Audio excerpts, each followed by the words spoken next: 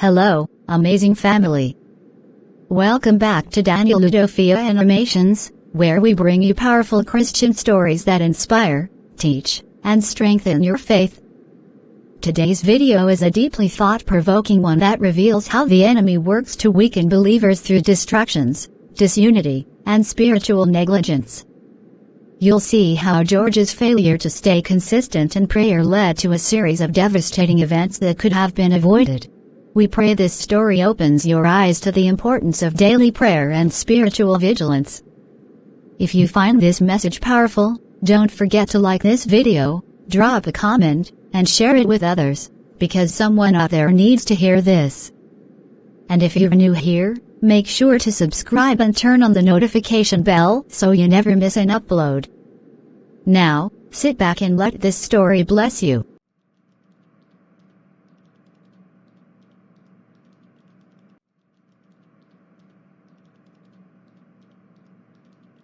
George, you're already up?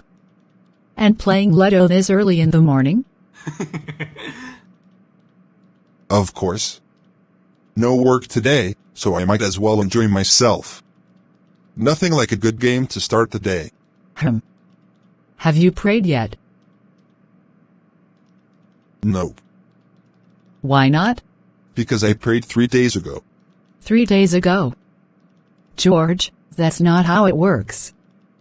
Prayer is something we should do daily. At least once a day, if not more. Ah, Linda, you make it sound like God has a bad memory. I mean, think about it. When we pray, we tell God what's on our hearts, right? Do you think he forgets after a few days? I prayed on Monday. Surely, he still remembers my requests today. George, it's not just about asking for things. Prayer is a way to stay connected to God. It's about gratitude, guidance, and keeping our faith strong. Imagine if we only talked to each other once every 3 days, would that feel right? That's different. You're here physically. We interact in real time. But God already knows everything. It's not like he needs daily reminders. If I pray today, he still remembers by next week. That's not the point, George. Prayer isn't just for God, it's for us too. It keeps our hearts in the right place.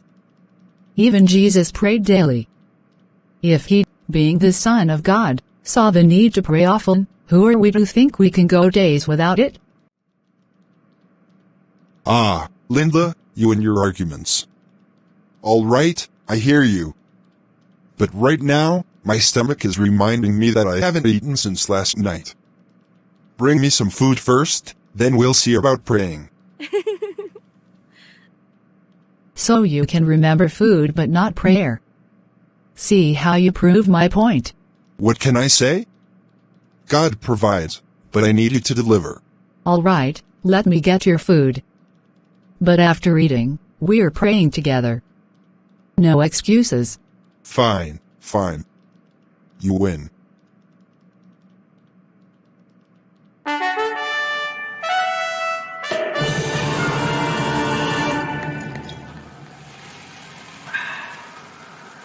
My dear comrades, today, we celebrate a small but significant victory. George, the once dedicated prayer warrior, is no longer consistent in his prayers. He wakes up and plays Ludo instead of calling on the dreaded name.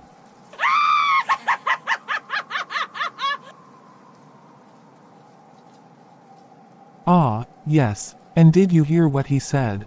That he prayed 3 days ago, so God still remembers. Foolish human logic. He doesn't realize that every single day he skips prayer, he becomes weaker, more vulnerable, just the way we want him. Yes. His spiritual covering is thinning. Soon, he won't even think of prayer unless there is trouble.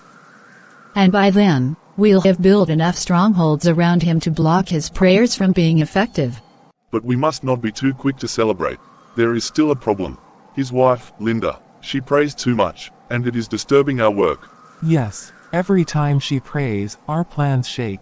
Sometimes, we are so close to trapping George completely, but then she opens her mouth and calls on him, and suddenly, our grip weakens.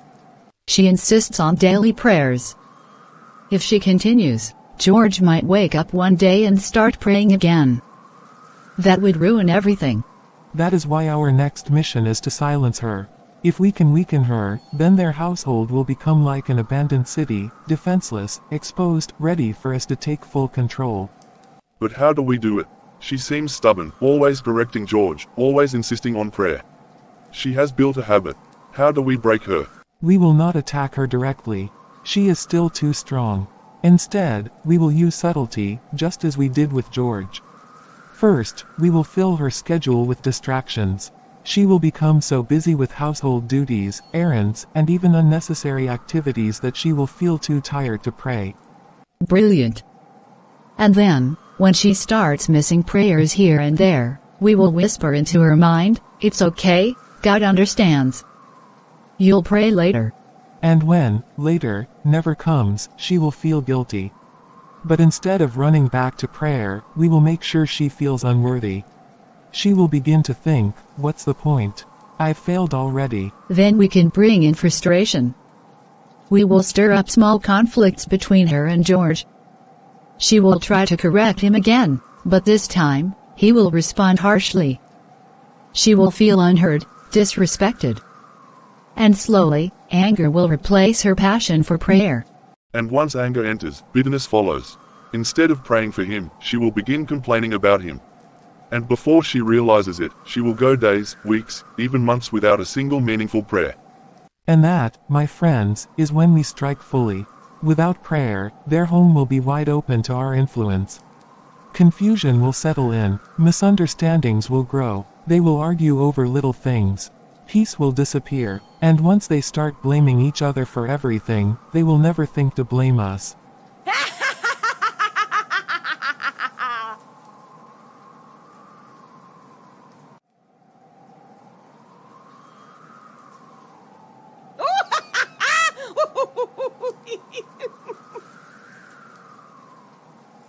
And by then, even if they decide to pray, they will be too spiritually weak to do it effectively.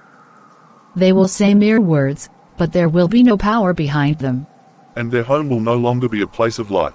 It will become our playground. But remember, this will not happen overnight. We must be patient, persistent, and most importantly, subtle. Humans are easily deceived when the deception looks like common sense. Let us begin immediately. The sooner we silence Linda's prayers, the sooner we take full control.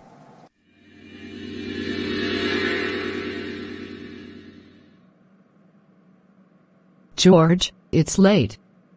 Aren't you coming to bed? Not yet. I'm just relaxing a bit. Okay, but before I sleep, let's pray. Ah, Linda, forget about it. I'll pray later when I'm about to sleep. But we always pray before bed. It's important. Linda, I said I'll pray when I'm ready to sleep. Must we do everything together? You go ahead. Pray for both of us. George, it's not just about routine. Prayer strengthens us. You've been skipping prayers a lot lately. And what's the problem with that? I've told you before, God doesn't forget prayers. It's not a school assignment where I must submit daily. It's not about God forgetting. It's about us staying connected to Him. We don't skip eating because we ate yesterday, do we? Prayer is food for our spirit. Linda, you and your examples. Fine, I hear you, but right now, I just want to relax. I'll pray later. All right. Good night then.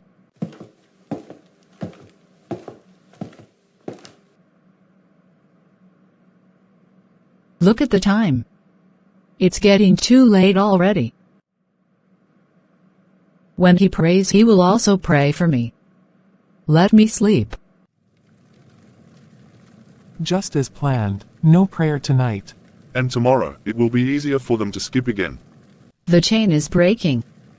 Soon, their faith will be nothing but words. Let's make sure tomorrow is even busier for them.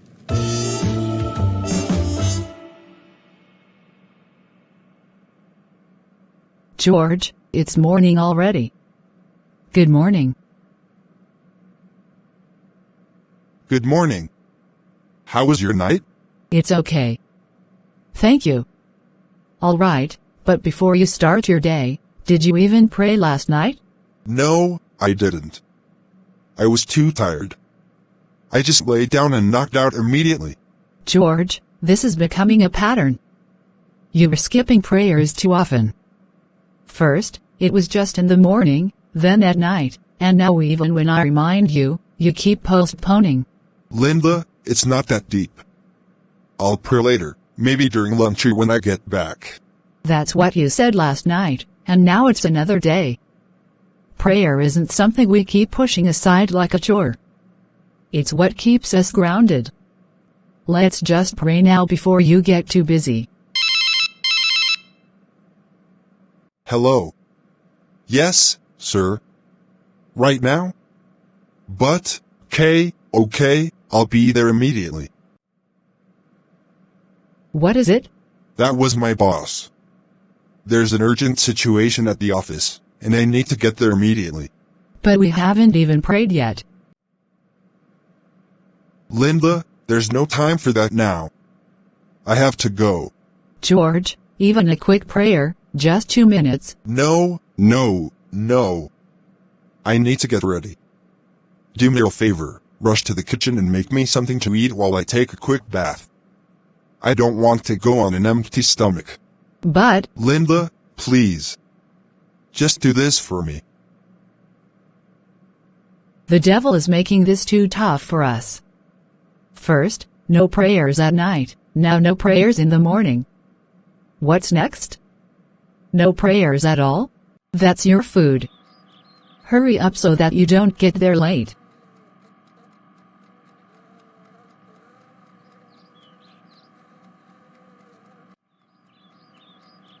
Thank you, dear. I'll see you later. But what about prayer? I'll pray in the car.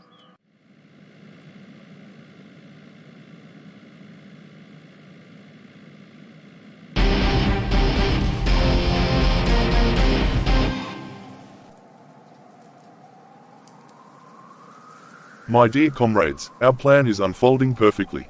George has left his home again without prayer. Not at night, not in the morning, not even in his car.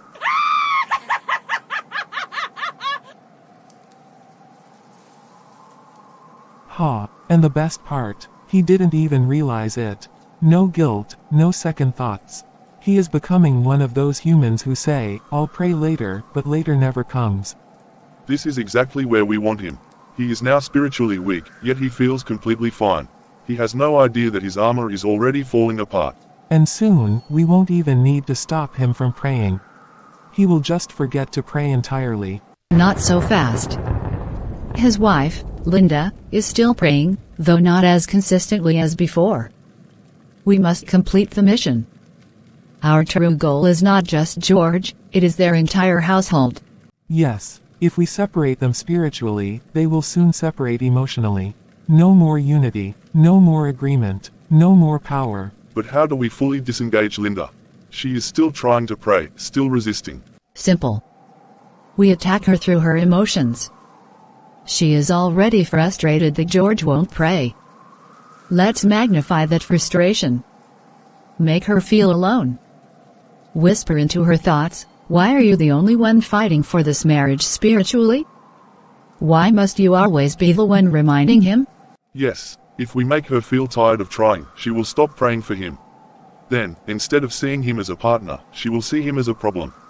And once she sees him as a problem, we can introduce offense. Small arguments over silly things. She will start nagging, he will start snapping.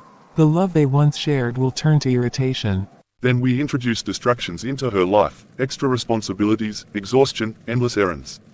Let her get so tired that she forgets to pray for herself, too. Yes. Without prayer, their spiritual protection is gone. Their home will be ours. Their peace, shattered. Their marriage, crumbling. Their faith, empty.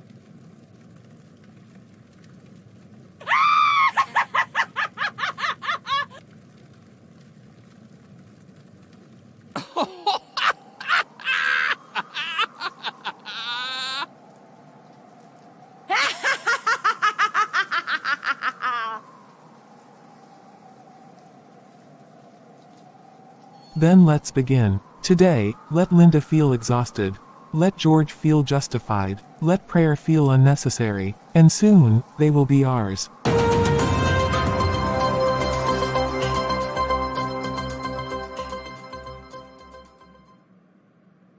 Good morning, sir. You called me in urgently. I hope everything is all right? All right? George, do you have any idea what is going on? No, sir. I just got here. Then explain this. Sir, I don't understand. What is this? That's what I want you to explain. Because as it stands, all evidence points to you. Sir, I am telling you the truth. I had nothing to do with this. I would never tamper with company records. This must be a mistake. A mistake? You expect me to believe that? These records show clear proof that someone using your credentials accessed the system and made unauthorized transactions. Sir, I have never even logged into the financial system without permission. Someone must have used my details. I don't know how, but I did not do this. George, you've worked here for years. I've never had a reason to doubt you before. But this is serious. If we don't find answers soon, this could turn into a legal issue. Legal issue. This is serious. Sir, you can't be serious. This is my career, my reputation. We need to investigate this properly. And we will. But until then, I have no choice but to suspend you. Suspend me? But sir, George, I don't have a choice.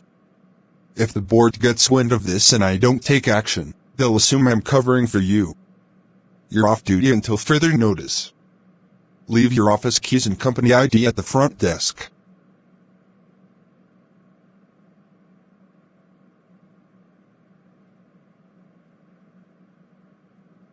This is not fair. Life isn't fair, George. But I hope, for your sake, that you're truly innocent. Because if we find solid proof against you, there will be consequences.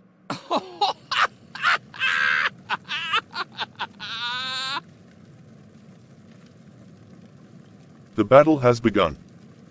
And he is already too weak to fight. No prayer, no protection. Now, let's see how long he lasts before he breaks.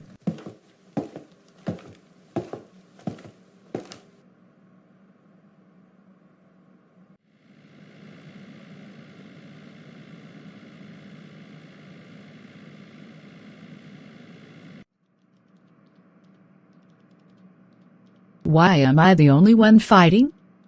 Why do I have to be the one dragging this family to prayer every single day? Isn't he the man of this house? Isn't he supposed to lead spiritually? But no. I remind him, I beg him, I push for us to pray together, and what do I get in return? Silence. Indifference. Humiliation.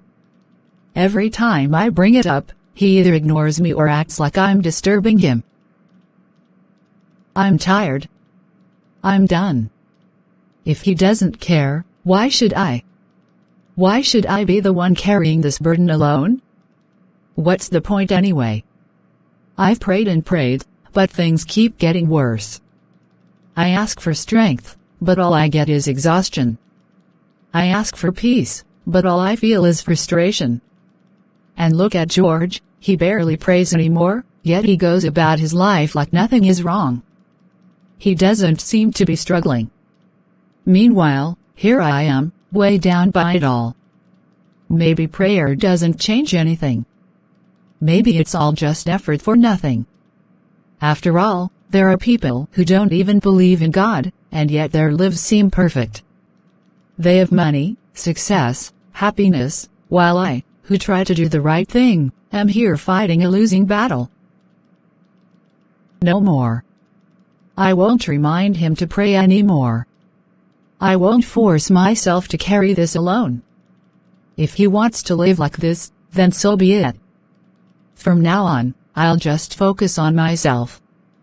No more pleading, no more feeling like a fool. If God wants this family to stand, He should deal with George directly. I'm done.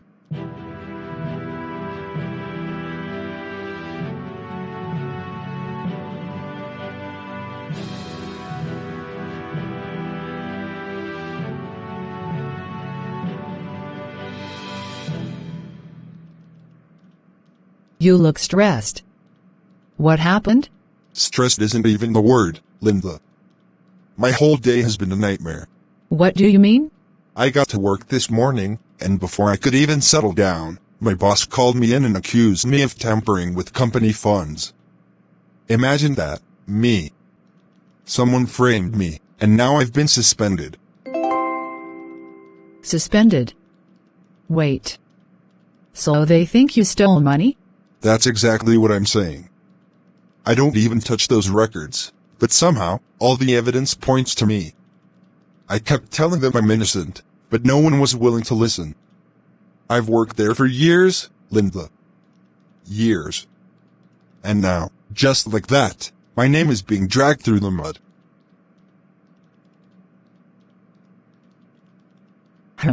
What's that supposed to mean? Nothing. It's just... Well, maybe if you had been praying like I kept telling you, this wouldn't have happened. Excuse me? I mean, let's be honest, George. You've completely neglected prayer. No morning prayers, no night prayers, nothing. Do you think the devil won't take advantage of that? I kept telling you, but you never listened. Now look. So now you're blaming me for this? Linda, I'm the victim here. I just told you I was falsely accused, and instead of standing by me, you're here acting like it's all my fault. I'm just saying the truth. I've been the only one trying to keep this family covered in prayer, and you kept brushing it off like it didn't matter. Maybe if you had taken it seriously, this wouldn't be happening. So, what now? You think God is punishing me? Is that it? That because I missed a few prayers, He just decided, let's ruin George's life? Do you even hear yourself? That's not what I said. But actions have consequences, George. You opened the door for this. Oh, so now you're acting all righteous? Like you're the only one who prays in this house? Let me remind you, Linda, you've also been skipping prayers. I didn't see you praying last night or this morning. That's because I got tired of being the only one who cares. Why should I keep praying when you clearly don't take it seriously? I got tired of fighting alone.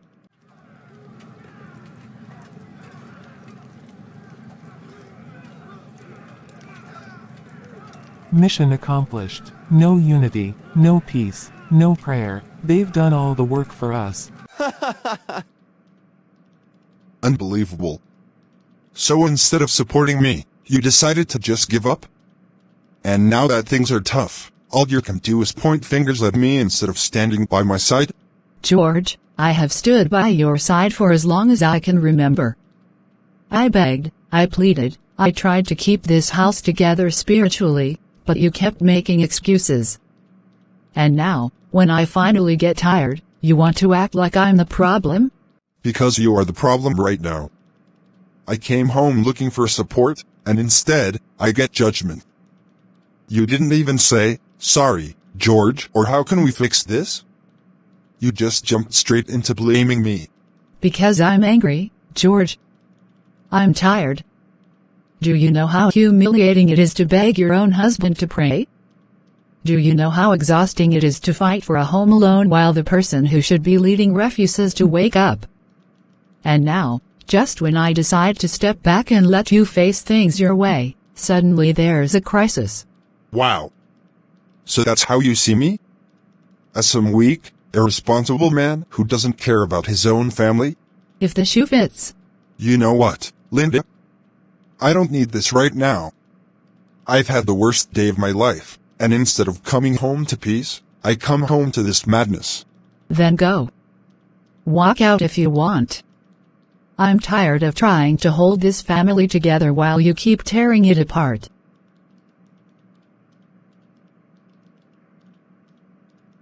Maybe I should leave for a while. Because staying here will only make things worse. Do whatever you want. I don't care anymore.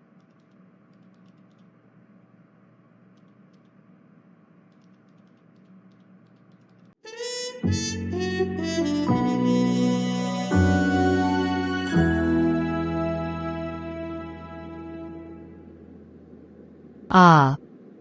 So this is how you raised your son, eh? This is the kind of husband you trained him to be? A man who neglects his wife, disrespects her, and refuses to pray with his family? No wonder my daughter is suffering in this house. Excuse me? What do you mean by that, Mama Linda? My son is a good man. A hardworking man. If there is a problem in this marriage, your daughter is not innocent either. She is the one bringing all these unnecessary fights into their home. Unnecessary fights? My daughter is fighting for her marriage, for her home, and you call it unnecessary? What kind of nonsense is this? If your son had been leading the home the way he was supposed to, would we be here having this argument? Ah, Mama Linda, you will not put the blame solely on my son. Your daughter is not a saint, either. You raised her to be stubborn, to challenge her husband at every turn. She is always nagging, always complaining. No man wants to come home to that every day. Oh, so now you're calling my daughter a nag? Because she wants her husband to pray?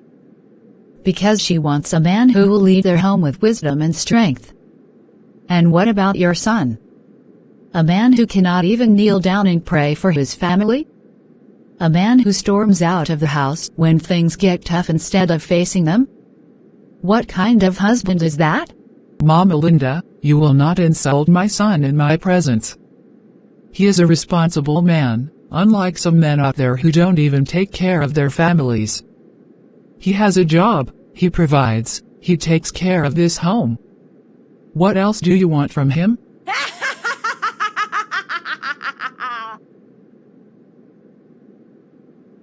You think providing money is all that makes a man a husband? What about spiritual leadership? What about emotional support? My daughter is suffering, Mama George. Suffering in silence, because your son refuses to step up. And your daughter is making things worse.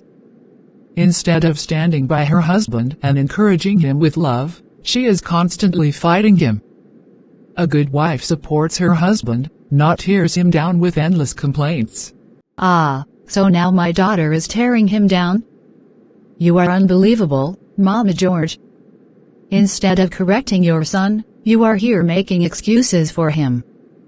No wonder he behaves this way, because his mother has never told him the truth. And who are you to tell me how to raise my son? Have you looked at your own daughter? She is the one failing in this marriage, not my son. If she cannot handle the responsibility of being a wife, let her go back to your house. Is that what you want? For my daughter to leave? For her to suffer alone while your son lives his life without responsibility? That will never happen. I did not raise my daughter to be treated like a doormat. If George doesn't change, I will take my daughter and my grandchildren out of this house. Take her. If she cannot respect her husband, let her go. My son will not die because of one woman.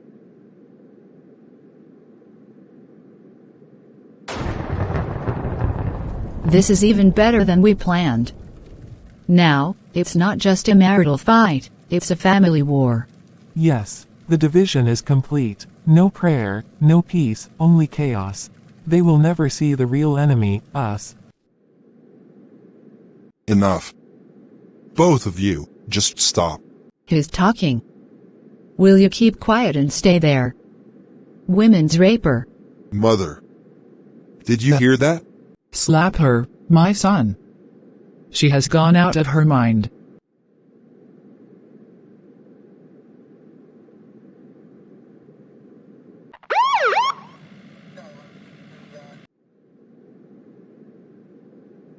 Mr. George and I'm? Yes? What's the problem? We have a warrant for your arrest. You are being investigated for financial misappropriation and fraud at your office. We need you to come with us to the station. What? Financial misappropriation? Fraud? What are you talking about? I've done nothing wrong.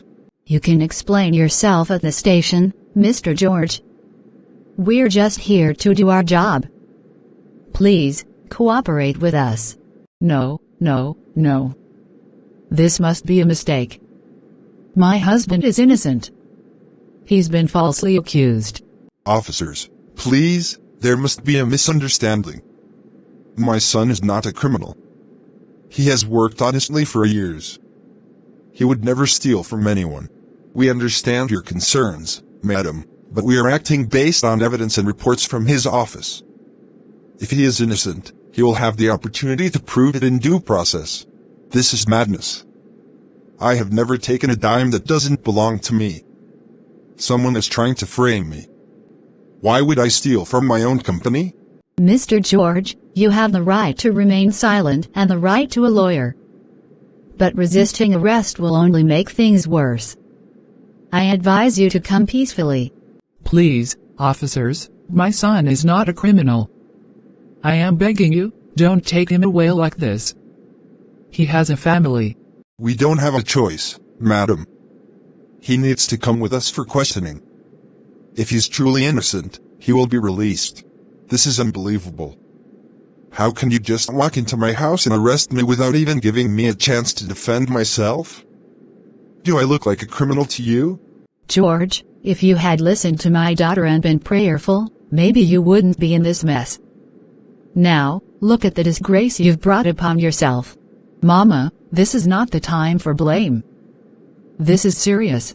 Oh, now you want to act concerned? Weren't you the same person blaming me earlier? Now that I'm being dragged like a common thief, you suddenly care? My son, please don't fight them.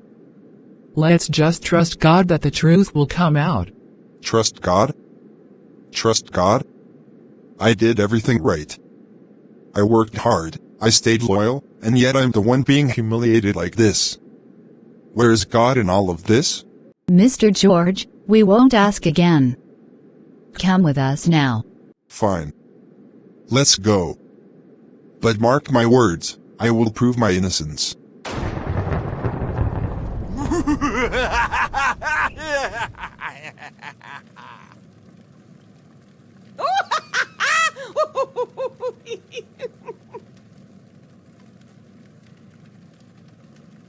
And just like that, he falls deeper into the trap. No prayer, no faith, no unity. They are completely vulnerable now. Soon, the final blow will come. And when it does, there will be no way out.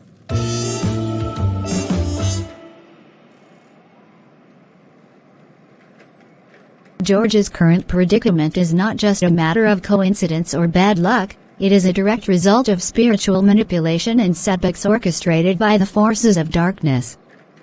The devil has gradually worked to separate George and his family from the presence of God, weakening their spiritual covering through distractions, arguments, and lack of prayer. Look at the devil's strategy against George. The Bible warns us about the enemy's tactics in John 10:10. The thief comes only to steal and kill and destroy. I have come that they may have life, and have it to the full. The Bible clearly states in Ephesians 6:11-12, put on the full armor of God, so that you can take your stand against the devil's schemes.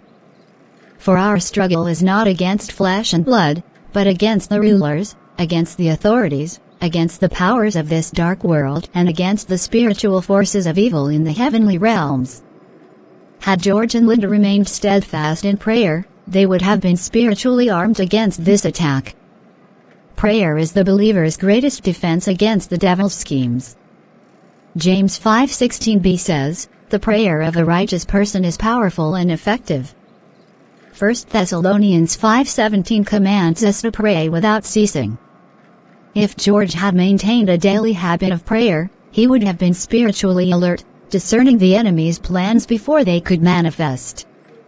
Instead, His neglect of prayer left him vulnerable to the devil's manipulations. Stay tuned for part 2 where the reality will unfold. Don't miss out.